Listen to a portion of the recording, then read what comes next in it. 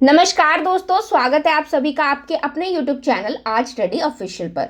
तो आज हम बात करेंगे उस बड़े विवाद के बारे में जो इस समय देश और दुनिया में चर्चा का विषय बन गया है। और ये विवाद है भारत के जाने माने उद्योगपति गौतम अडानी और उनके खिलाफ अमेरिका में लगे रिश्वतखोरी और धोखाधड़ी के आरोप का। तो दोस्तों, जैसा कि हम सभी जानते हैं कि जब भी बात आती है गौतम अडानी की तो राहुल गांधी का बयान आना तो एकदम जरूरी हो जाता है। तो कुछ ऐसा ही इस बार भी हुआ। राहुल गांधी ने इन आरोपों को लेकर एक बार फिर से प्रधानमंत्री नरेंद्र मोदी और गौतम अडानी पर तीखा हमला बोला है। उन्होंने अडानी पर अमेरिकी एजेंसियों द्वारा लगाए गए भ्रष्टाचार के आरोपों को गंभीर बताते हुए उनकी गिरफ्तारी की मांग की है। साथ ही दोस्तों, राहुल गांधी ने यह भी दावा किया है कि अडानी और मोदी सरकार के बीच सांठगांठ है। तो दोस्तों, आज अपने इस वीडियो में हम समझेंगे कि आखिर ये पूरा मामला क्या है, राहुल गांधी ने इस पर क्या कहा है और उनके बयान का क्या मतलब निकलता है। साथ ही दोस्तों, इस पूरे विवाद पर अडानी ग्रुप ने अपनी सफाई में क्या कहा है, इस पर भी हम चर्चा करेंगे।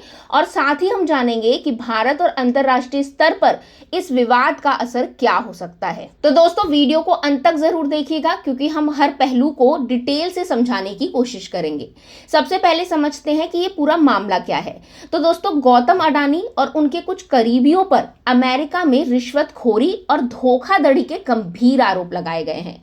अमेरिकी प्रतिभूति और विनियम आयोग यानी कि SEC और न्याय विभाग यानी कि DOJ ने अडानी और उनकी कंपनियों पर आरोप लगाया है कि उन्होंने अमेरिकी इन्वेस्टर्स को धोखा दिया है और भारतीय अधिकारियों को सोलर एनर्जी प्रोजेक्ट के लिए रिश्वत दी है। आरोप यह है दोस्तों कि अडानी और उनकी टीम ने लगभग $265 मिलियन, करीब 2237 करोड़ रुपए की रिश्वत दी और इसके जरिए वो अगले 20 सालों में लगभग $2 बिलियन यानी कि करीब 16,880 करोड़ रुपए का मुनाफा कमाने वाले हैं। अब इन आरोपों के बाद हुआ क्या दोस्तों, अडानी ग्रुप का अमेरिका में $600 मिलियन का बॉन्ड रद्द कर दिया गया। चलिए अब बात करते हैं हमारे प्यारे राहुल गांधी जी की। तो इस पूरे मामले में राहुल गांधी ने केंद्र सरकार पर सीधा हमला बोल दिया। उन्होंने बोला कि गौतम अडानी को अमेरिका में रंगे हाथ पकड़ा गया लेकिन भारत में उनके खिलाफ कोई कार्रवाई नहीं हो रही। राहुल गांधी ने अडानी की गिरफ्तारी और इस मामले की जांच के लिए संयुक्त संसदीय समिति यानी कि JPC की मांग की। उन्होंने ये तक कह दिया दोस्तों कि जब तक अडानी और प्रधानमंत्री मोदी जी की दोस्ती बरकरार है अडानी पर कोई कार्रवाई नहीं होगी। सिर्फ इतना ही नहीं दोस्तों, राहुल गांधी ने इस पूरे विवाद में सेबी की चेयरपर्सन माधवी बुच को भी खींच लिया।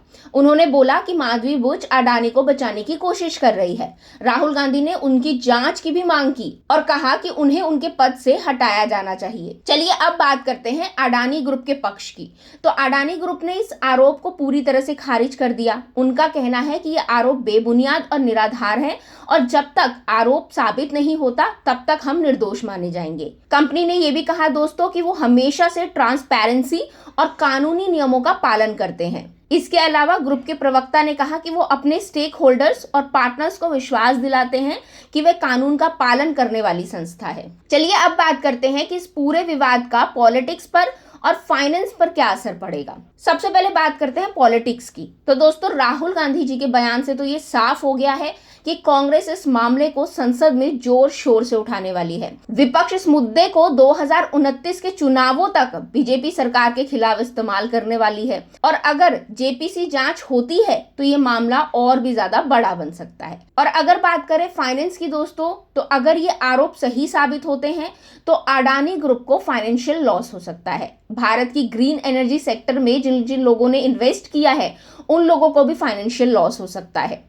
इसके अलावा अंतरराष्ट्रीय स्तर पर भारतीय कंपनियों की छवि को भी नुकसान हो सकता है। अब इस पूरे मामले में दोस्तों मुझे लगता है कि अगर अमेरिकी एजेंसियों ने वाकई ठोस सबूत दिए हैं तो मामले की निष्पक्षता से जांच होनी चाहिए। अब गौतम अडानी का ये मामला केवल एक व्यक्ति या कंपनी का नहीं है बल्कि ये भारत की साख और इज्जत का भी सवाल है। इसके अलावा दोस्तों, सरकार को इस मुद्दे पर पारदर्शी तरीके से काम करना चाहिए ताकि जनता का विश्वास बना रहे और अगर ये आरोप गलत है तो अडानी ग्रुप को इसका खुलासा सबूतों के साथ करना चाहिए। तो दोस्तों, आज की वीडियो के लिए बस इतना ही। अगर आपको वीडियो पसंद आई हो तो इसे लाइक करें, शेयर करें, अपनी राय हमें कमेंट के जरिए जरूर बताएं।